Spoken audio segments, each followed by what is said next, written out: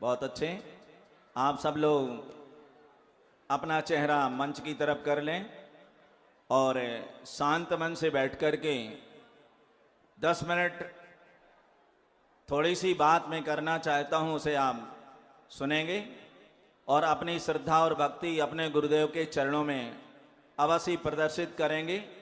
इससे मालूम पड़ता है कि हमारी श्रद्धा गुरुदेव के चरणों में क्या है।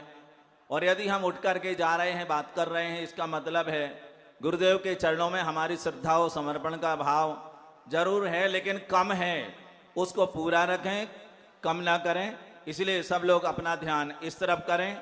जो भी खड़े हैं वे लोग बैठ जाएं और ध्यान से इस तरफ अपना चेहरा करके 10 मिनट थोड़ी सी बात सुने और इसके बाद आगे का कार्यक्रम संपन्न होगा। ओम नमः सिद्धेभ्यः, ओम नमः सिद्धेभ्यः, ओम नमः सिद्धेभ्यः। मंगलम भगवान वीरो, मंगलम गौतमो गणी, मंगलम कुंद कुंदार्यो, जैन धर्मोस्तु मंगलम। सर्वमंगलमांगल्यम सर्वकल्याणकारकम, प्रधानम सर्वधर्माणां जैनम जयतु शासनम, जैनम जयतु शासनम। जय बोलो श्री पंच परमेष्ठी भगवान की। जयकारा ऐसी नहीं होना, जयकारा ऐसी होना कि यहाँ की आवाज वहां तक पहुंचे जहां गुरुदेव पहुंच चुके हैं, वहां तक पहुंचनी चाहिए। जय बोलो अंतिम तीर्थ नायक भगवान महावीर स्वामी की। चारित्र चक्रवर्ती आचार्य श्री शांति सागर जी महाराज की। षष्ठम भट्टाचार्य आचार्य गुरुवर श्री अभिनंदन सागर जी महाराज की। संत श्रोमणी आचार्य गुरुवर श्री विद्या सागर जी महाराज की।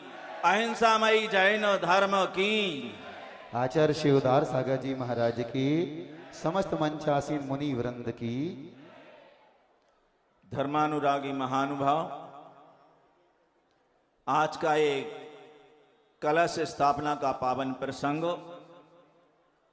हम सबको यहां खींच करके लाया और यहां आने में लाने में यदि कोई निमित्त बने तो मुनि श्री विनम्र सागर जी महाराज, जिनकी विनम्रता, जिनका मन से आग्रह हम टाल नहीं सके। एक बार ही उन्होंने कहा तो मैंने सहज यही कहा कि महाराज जी मैं अवश्य आऊंगा, लेकिन मेरी एक प्रॉब्लम है जो सब जानते हैं। बैठने की मेरी समस्या रहती है। मैंने कहा बैठने की यदि व्यवस्था यदि हो जाए तो मैं घंटे 2 घंटे भी बैठूंगा, मुझे कोई दिक्कत नहीं। महाराज जी ने कहा मैं अवश्य आपके बैठने की उचित व्यवस्था बनाऊंगा। और मैंने कहा अवश्य हम पूरे संघ के साथ यहाँ जरूर आएंगे। और बहुत बारिश होने के बावजूद भी हमारे छत्रपति नगर के कार्यकर्ता छाता लगा कर गए और हमारे अंजनी नगर के चातुर्मास समिति के अध्यक्ष साथ में यहाँ तक आए। और यहाँ आने के बाद एक अच्छा महसूस होगा हमारे लिए। आप लोगों को अच्छा हो रहा है कि नहीं हो रहा है? लग रहा है ना? हर एक व्यक्ति को अच्छा महसूस होना चाहिए, अच्छा लगना चाहिए, क्योंकि ऐसे इन पावन क्षणों में यदि हमारे मन की पवित्रता ना हो पाई तो क्या घर जाकर के हमारा मन पवित्र होगा? साधु संत जहां बैठे हों उनकी छत्र छांव में बैठ करके यदि अपना मन पवित्र नहीं हो पाया तो कहां जाकर के मन पवित्र होगा? आप रोज पढ़ते हैं मुनि मन सम निर्मल। इसका मतलब है कि मुनियों का मन इतना निर्मल है कि भगवान के चरणों में जो जल चढ़ाते हैं, ऐसा निर्मल जल चढ़ाते हैं जो मुनियों के मन के समान निर्मल है। बंधुओं, ऐसे दिगंबर साधुओं के चरण सानिध्य में बैठ करके आपका, हमारा, सबका मन पवित्र होना चाहिए। जब अपना मन पवित्र होता है, मैं दावे के साथ कहता हूं कि दुनिया का कौन सा काम है जो संपन्न नहीं हो सकता है। मन की पवित्रता हो तो आज ही सारे काम हो सकते हैं। जब अपना मन पवित्र होता है, जब अपना मन पवित्र होता है, हर चेहरे पर अपना चित्र होता है। समझ में आ रही कि नहीं? लग नहीं रहा है ऐसा? हाँ, लग रहा है। जब अपना मन पवित्र होता है, हर चेहरे पर अपना चित्र होता है। दुनिया के किसी कोने में चले जाओ, हर व्यक्ति अपना मित्र होता है, हर व्यक्ति अपना मित्र होता है। बंधुओं, हमारे मन की पवित्रता का सारा खेल है। गुरुदेव ने बार बार यही संदेश हमेशा शिष्यों के लिए दिया है कि अपना मन पवित्र रखना चाहिए। यदि अपना मन निर्मल है, हम जहां जिस समाज के भीतर जाएंगे, उस समाज में भी निर्मलता और पवित्रता अवश्य ही आएगी। और हम समाज में पवित्रता चाहते हैं, हम समाज में एक रूपता चाहते हैं। तो जो कार्य विनम्र सागर जी ने किया है कि सबसे पहले साधुओं में एक रूपता आनी चाहिए, इसका पहला कदम विनम्र सागर जी ने इंदौर में रह करके उठाया। इंदौर के अधिक से अधिक साधुओं को इस मंच पर लाने का कार्य उन्होंने किया है। मैं समझता हूं ऐसा यदि प्रत्येक साधु ये कार्य करे कि हमारे जितने साधु हैं, हम उन सबको एक मंच और एक झंडे के नीचे खड़ा करेंगे, तब फिर हमारे दुनिया के कोई काम ऐसे नहीं है जो पूरे नहीं हो सकते हैं, अवश्य होंगे। और फिर गुरुदेव का आशीर्वाद और उनकी प्रेरणा और उससे संचालित यह रेवती रेंज की प्रतिभा स्थली, और जहां पर बनने जा रहा है विशाल काय जिनालय। आप और हम क्या बनाएंगे जिनालय? आपकी और हमारी क्या औकात है कि हम जिनालय बना लें? मंदिर या जिनालय पैसे से नहीं बनता बंधुओं। मंदिर या जिनालय पैसे से नहीं बनता है। यह अपने गुरुओं के प्रति आस्था, प्रभु के प्रति श्रद्धा रखने से जिनालय बनता है। और जितने लोगों ने यहां धन अपना समर्पित किया है, मैं विश्वास रखता हूं कि इस धन के साथ इनकी आस्था और इनकी श्रद्धा भी उस जिनालय के प्रति अवश्य है, क्योंकि गुरुदेव के प्रति इनका समर्पण है, इनकी आस्था है, इसलिए जिनालय के प्रति भी इनकी आस्था है। और ये जिनालय अवश्य इतना सुंदर बनेगा, इतना सुंदर बनेगा। मैंने तो इसका नक्शा और तस्वीर भी नहीं देखी, लेकिन भावों में मेरे तस्वीर बनती है कि जिनालय अद्भुत ऐसा बनेगा कि यहाँ आसपास के किसी एरिया में इतना बड़ा, इतना विशाल और आकर्षक अक्षयकारी जिनालय नहीं होगा जैसा रेवती रेंज में गुरुदेव के आशीर्वाद से यहाँ निर्मित होगा। और जिसके बनाने में निमित्त बन रहे हैं मुनि श्री विनम्र सागर जी महाराज, जिन्होंने गुरुदेव के आशीर्वाद से, आचार्य श्री समय सागर जी महाराज के आदेश से उन्होंने ये बीड़ा उठाया है कि गुरुदेव का जो सपना है, उनके जितने भी कार्य, जितने प्रकल्प हैं जो अभी अधूरे पड़े हैं, उनको पूरा करने का संकल्प मैं करता हूं। जब तक इस तन में प्राण रहेंगे, जब तक इस तन में सांस रहेगी, तब तक गुरुदेव के चलाए गए जितने प्रकल्प हैं उन सबको पूरा करने का वादा करता हूं। ये कार्य विनम्र सागर जी महाराज ने संकल्प के साथ स्वीकार किया है। मैं चाहता हूं उनके साथ हर आदमी जुड़ करके, हर एक व्यक्ति को उनके साथ जुड़ करके इस प्रकल्प को साकार रूप देने का प्रयास करना चाहिए। ये कोई विनम्र सागर जी का जिनालय नहीं बन रहा है, कोई विनम्र सागर जी का तीर्थ नहीं बन रहा है। यह तीर्थ यदि बन रहा है तो गुरुदेव आचार्य विद्यासागर जी महाराज की प्रेरणा से बन रहा है। जिधर तुम्हारी चरण चलें, मानो चलते हो स्वयं तीर्थ। जिधर तुम्हारे चरण चले मानो चलते हो स्वयं तीर, रुक गए तुम्हारे चरण जहां, रुक गए तुम्हारे चरण जहां, बन गए वहां पर नए तीर्थ। जिनके चरण कमल में बसते, जिनके चरण कमल में बसते सारे तीर्थ चारों धाम, विद्यासागर गुरु तुम्हें हो मेरा 100 बार प्रणाम, मेरा 100 बार प्रणाम। परम पूज्य गुरुदेव आचार्य श्री विद्यासागर जी महाराज के चरणों में हर एक व्यक्ति अपना माथा टेकता है। उनके चरणों में माथा टेक करके, उनकी चरण रज अपने माथे पर लगा करके अपने आप को धन्य समझता है कि मेरा जीवन धन्य हो गया, मैं कृतकृत हो गया, कृतार्थ हो गया कि गुरुदेव के पावन चरणों की रज अपने माथे पर लगाने के लिए मिला है। अवश्य मैं तो दावे के साथ कहता हूं कि जिसने श्रद्धा और भक्ति के साथ, जिसने समर्पण भाव के साथ पूज्य गुरुदेव के चरणों में अपना माथा टेका है, अवश्य उसके जीवन में परिवर्तन आया है और परिवर्तन आएगा।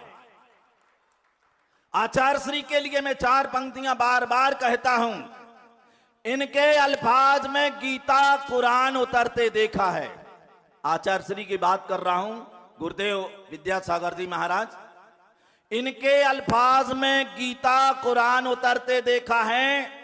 इनके ओठों से समय सार झरते देखा है, और जब से रखा है ये सर उनके पाक कदमों में, मैंने अपनी तकदीर को बदलते देखा है।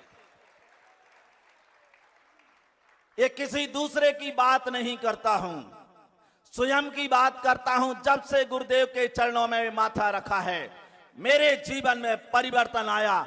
एक सामान्य सा व्यक्ति इतनी ऊंचाइयों तक पहुंच सकता है तो एकमात्र गुरुदेव की कृपा, उनका कृपा आशीर्वाद ही और उनके चरणों में समर्पण का भाव ही यहां तक ले आया। बाकी किसी की और औकात नहीं है इतनी ऊंचाइयों तक कोई छू सके। आज तक यदि कोई ऊपर गया है, यदि ऊंचाइयों पर पहुंचा है, तो अपने गुरुओं की कृपा से ही ऊपर गया है।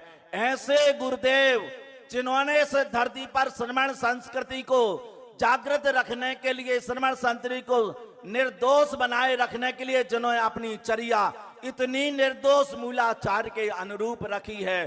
दुनिया बदल जाए लेकिन आचार्य श्री की चर्या में कभी कोई समझौता नहीं हुआ है। आप जब चले तो बियाबान भी चले। गुरुदेव आचार्य विद्यासागर जी महाराज, आप जब चले तो बियाबान भी चले, धरती भी चले तो आसमान भी चले।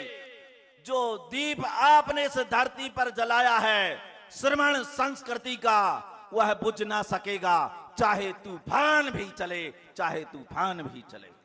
बंधुओं, गुरुदेव आचार्य विद्यासागर जी महाराज ने इस श्रमण संस्कृति में जो 4 चांद लगाए हैं, जो कि चार्य चक्रवर्ती आचार्य शांति सागर जी महाराज ने इस बिखरती हुई दिगंबरत्व के लिए जिन्होंने जीर्णोद्धार का कार्य किया था, आज आचार्य गुरुवर विद्यासागर जी महाराज ने ऐसे दिगंबर साधु यहां निर्मित किए हैं और उस परंपरा में 4 चांद लगाए हैं। निर्दोष परंपरा कैसे होती है करके दिखाया है। ऐसे पूज्य गुरुदेव के चरणों में बार बार प्रणाम करते हैं। और ये पावन वर्षा योग जो यहां संपन्न हो रहा है, छत्रपति नगर में हो रहा है, मुझे तो नहीं लगता ये छत्रपति नगर में हो रहा है महाराज का चातुर्मास, मुझे नहीं लगता। मुझे ये लगता है कि विनम्र सागर जी महाराज का चातुर्मास इंदौर शहर में हो रहा है। प्रत्येक कॉलोनी और प्रत्येक उपनगरों में उनका ये संदेश, उनके शंखनाद गूंजेगा कि ये आचार्य गुरुदेव की कृपा से बनने जाने वाला जिनालय शीघ्र बनना चाहिए। और मैं तो कहता हूं जिनालय तो बने जिन प्रतिमाओं की प्रतिष्ठा हो, लेकिन जीती जाती ये दिव्य आत्माएं जो यहाँ पर सफेद साड़ियों में बैठी हैं, इनके संरक्षण का भाव पूरे समाज के ऊपर होना चाहिए। हमारे परिवार की नन्ही मुन्नी बालिकाएं उस प्रतिभा स्थली में पढ़ती हैं, उस प्रतिभा स्थली का संरक्षण और संवर्धन का कर्तव्य भी हमारी समाज का दायित्व बनता है। उन्हें ये करना चाहिए। यदि हम करते हैं तो अपने गुरुदेव के प्रति अपनी आस्था रखते हैं, गुरुदेव के प्रति अपना समर्पण भाव रखते हैं। जिनालय ऐसा है भैया, भगवान बोलते नहीं हैं, ये पाषाण के भगवान हैं। हम प्रतिष्ठा करा करके विराजमान करेंगे, पूजा अभिषेक कर लेंगे, पुण्य कमा लेंगे, कर्म की निर्जरा कर लेंगे, लेकिन भगवान बोलते नहीं हैं। लेकिन हमारे जो भगवान थे,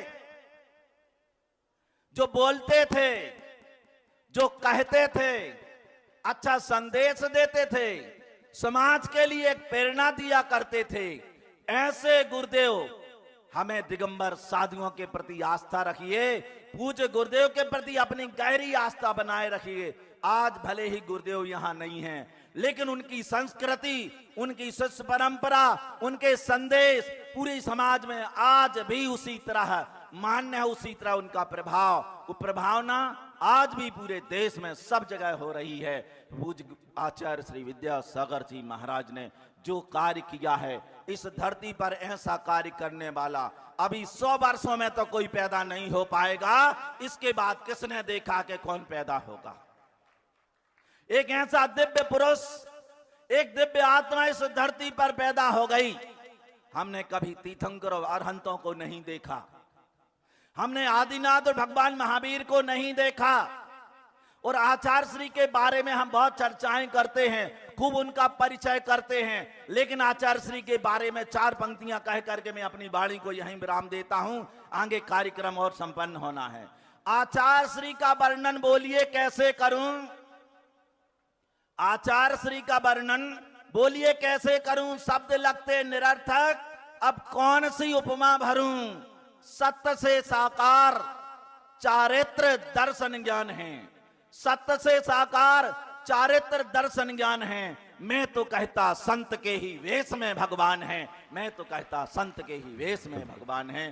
परम पूज्य गुरुदेव आचार्य श्री विद्यासागर जी महाराज हमारे युग के तो भगवान ही है। हमारा मूलाचार कहता है प्रत्येक साधु, प्रत्येक मुनि, चाहे वो आचार्य उपाध्याय मुनि हो, सबके लिए भगवान की संज्ञा दी है मूलाचार में। हमारे लिए तो भगवान थे, हैं और रहेंगे। ऐसे गुरुदेव के चरणों में बार बार मैं प्रणाम करता हूं, अपनी भक्ति समर्पित करता हूं, क्योंकि उनकी कृपा रही है, जिनसे मुझे ब्रह्मचारी बनने का, जिनसे क्षुल्लक दीक्षा लेने का सौभाग्य मिला, जिनसे एलक पद पर रहने का सौभाग्य मिला, और 20 वर्षों तक आचार्य महाराज के आशीर्वाद तले रह करके मैंने अपना जीवन जिया है। ऐसे पूज्य गुरुदेव के चरणों में अवश्य हमेशा हमेशा के लिए अपना माथा झुका रहेगा, और जो हमसे बन सकेगा, क्योंकि ये देह थोड़ी सी अस्वस्थ रहती है, इसलिए ज्यादा हम कह नहीं सकते, बातों का जमा खर्च अपने पास नहीं है। जो पुरुषार्थ हमसे बनेगा, अवश्य गुरुदेव के कार्यों में हम पूरा सहयोग करने का वायदा करते हैं। अवश्य हम अपना सहयोग करेंगे, समाज से इस ओर प्रेरणा करेंगे कि उस कार्य के लिए हमें सहयोग करना चाहिए। पूज्य गुरुदेव के चरणों में प्रणाम करते हुए यहीं विराम लेते हैं, और मुनि श्री विनम्र सागर जी के लिए साधुवाद कि उन्होंने अच्छा काम किया है। आचार्य श्री के प्रकल्पों को पूरा करने का जो संकल्प लिया है, बहुत बहुत साधुवाद है। और साधु संतों को यहाँ जोड़ने का जो उपक्रम उन्होंने किया है, ये आगे भी चलता रहे, प्रत्येक साधु ऐसा करे। इस भावना के साथ यहीं विराम लेते हैं। बोलो पंच परमेश्वर भगवान की।